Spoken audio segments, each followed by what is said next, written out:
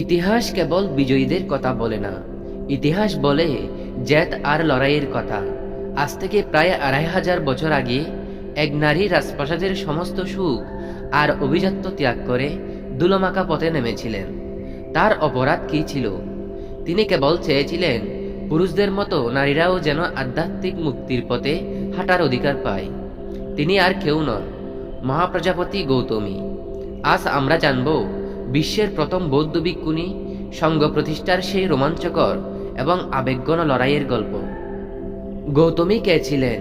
তিনি ছিলেন সিদ্ধার্থ গৌতমের মাসি এবং বিমাতা। মায়াদেবী মারা যাওয়ার পর তিনি সিদ্ধার্থকে নিজের সন্তানের মতো লালন পালন করেছিলেন। কিন্তু যখন সেই সিদ্ধার্থ বুদ্ধত্ব লাভ করে কপিলাবস্তুতে ফিরে এলেন, তখন গৌতমীর সামনে এক নতুন সত্য উন্মোচিত হল। তিনি দেখলেন রাজা শুদ্ধোধনের মৃত্যুর পর রাজপ্রাসাদের চার দেওয়াল তাকে আর টানছে না। তিনি চাইলেন বুদ্ধের নির্দেশিত পথে ব্রহ্মচর্য গ্রহণ করতে। কিন্তু সমস্যা একটাই, তখনকার সমাজে নারীদের জন্য সন্ন্যাস জীবনের কোনো স্থান ছিল না।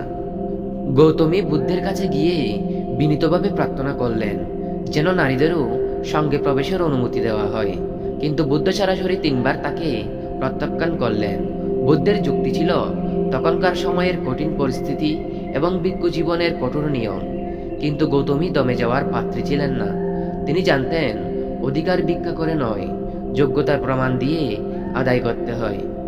কল্পনা করুন সেই দৃশ্য।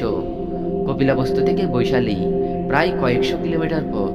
মহাপ্রজাপতি গৌতমী তার রাজকীয় বসন ত্যাগ করলেন, নিজের কেশ কর্তন করলেন, কাঁসাই বস্ত্র পরে শত শত সাক্ষ্য নারীর এক দীর্ঘ মিছিলে নেতৃত্ব দিলেন।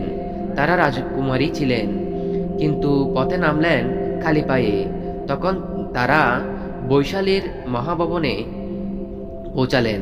তাদের পা ফেটে রক্ত ঝরছিল, সারা শরীর ধুলোয় ধূসরিত, আর ক্লান্তিতে চোখ মুখ বসে গেছে।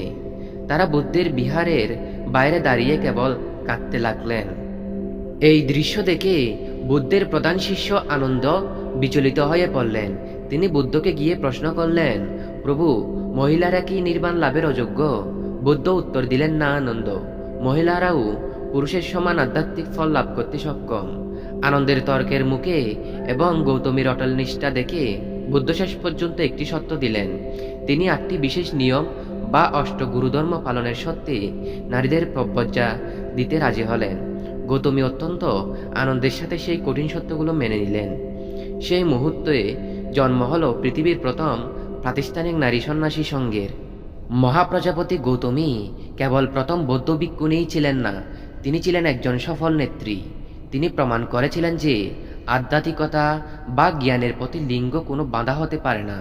তার এই লড়াইয়ের ফলেই পরবর্তীতে আম্রপালি বা বিশাখার মতো মহিষী নারীরা বুদ্ধের ছায়াতলে আশ্রয় পেয়েছিলেন। গৌতমী আমাদের শিখিয়ে গেছেন, লক্ষ্য যদি স্থির থাকে এবং সংকল্প যদি পবিত্র হয়, তবে স্বয়ং ঈশ্বর বা তথাগতকেও তার সিদ্ধান্ত বদলাতে হয়। গৌতমীর এই গল্প আজ আমাদের মনে করিয়ে দেয় যে সম অধিকারের লড়াই আজ নতুন নয়, এটি ২৫০০ বছর পুরনো। বৌদ্ধ দর্শনে তার এই অবদান চিরকাল অম্লান হয়ে থাকবে।